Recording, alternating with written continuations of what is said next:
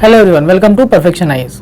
और हमारा 70th BPSC के लिए जो 100 डेज 100 आर्टिकल वाला सीरीज़ है उसमें हम फिर आपके साथ जुड़ रहे हैं। और आज हम डिस्कस करेंगे 90th डे, जो 2 आर्टिकल का कॉम्बिनेशन होगा। जो हमारे फंड्स हैं हमारे सरकार के पास, जो कॉन्स्टिट्यूशन के द्वारा 3 फंड्स एलोकेट किए गए हैं, जिनका नाम है कंसोलिडेटेड फंड, पब्लिक अकाउंट और कॉन्टीजेंसी फंड। तो आर्टिकल 266 में कंसोलिडेटेड फंड और पब्लिक अकाउंट के बारे में दिया गया है और आर्टिकल 267 में कॉन्टीजेंसी फंड।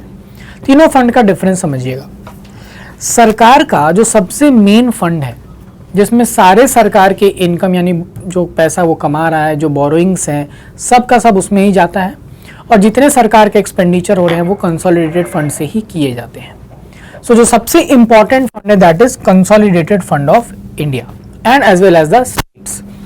यहाँ पर क्या समझना है कि CFI या CFS जो है ये मेन फंड है और इसमें से पैसा खर्च करने के लिए जो परमिशन है वो पार्लियामेंट और स्टेट लेजिस्लेचर देती है। तो ये बहुत इंपॉर्टेंट है। Only with the authorization of parliament and SL any money can be withdrawn out of the consolidated fund of India और स्टेट।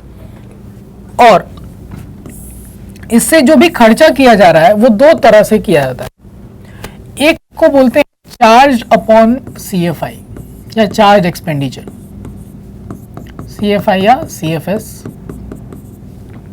और दूसरा अदर एक्सपेंडिचर या made out of CFS, made out of CFI या CFS।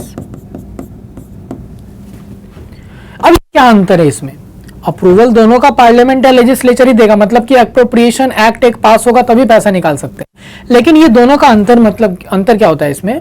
जो भी expenditure को declare किया गया कि ये चार्ज है CFI या CFS के ऊपर, वैसे एक्सपेंडिचर को जब रखा जाएगा पार्लियामेंट या स्टेट लेजिस्लेचर के सामने बिल के फॉर्म में, उस पर्टिकुलर एक्सपेंडिचर के ऊपर डिस्कशन तो हो सकती है बट वोटिंग नहीं होगा, वो बिना वोट के ही अप्रूव कराया जाता है। लेकिन जो बाकी एक्सपेंडिचर्स हैं उन पे वोटिंग कराई जा सकती है और हो सकता है वो कम भी हो जाए। जैसे कि अगर एग्जांपल लेंगे तो speaker, deputy speaker, vice president जो हमारे होते हैं यानी chairman of Rajya Sabha, vice deputy chairman, इन सब का जो सैलरी अलाउंस है these are charged upon CFI। लेकिन अगर एक मेंबर ऑफ पार्लियामेंट की सैलरी की बात करेंगे तो वो चार्ज अपॉन नहीं होता है, वो मेड आउट ऑफ CFI है। तो उसको एनुअल वोटिंग के लिए रखेंगे, इसको वोटिंग के लिए नहीं रखते हैं। दूसरा आर्टिकल 266 में ही जो फंड है वो है पब्लिक अकाउंट। पब्लिक अकाउंट में वैसा पैसा रहता है जो पैसा पब्लिक का है और कंटेम्पररीली सरकार उसको अपने पास होल्ड कर रही है। जैसे कि आपका प्रोविडेंट फंड में पैसा जो जमा हो रहा है, आपका कट रहा है, आप पोस्ट ऑफिस के अंदर जो स्कीम्स खरीदते हैं, सेविंग्स जो जमा कर रहे हैं, ये सब लोगों का ही पैसा है, लेकिन सरकार किस फंड में उसको रखती है? Public account.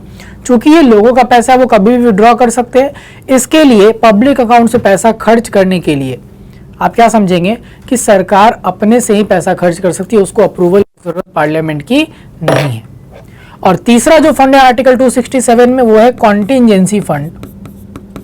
ये फंड बनाया गया है कुछ स्पेशल सर्कमस्टांसेस यानी कुछ अनफोर्सीन एक्सपेंडिचर या कंटीजेंसी, कोई इमरजेंसी सिचुएशन में खर्च करने के लिए इस फंड को क्रिएट किया गया।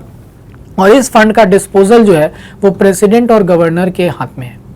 यानी कि कंटीजेंसी फंड ऑफ इंडिया से पैसा ऑथराइज कौन करता है? प्रेसिडेंट।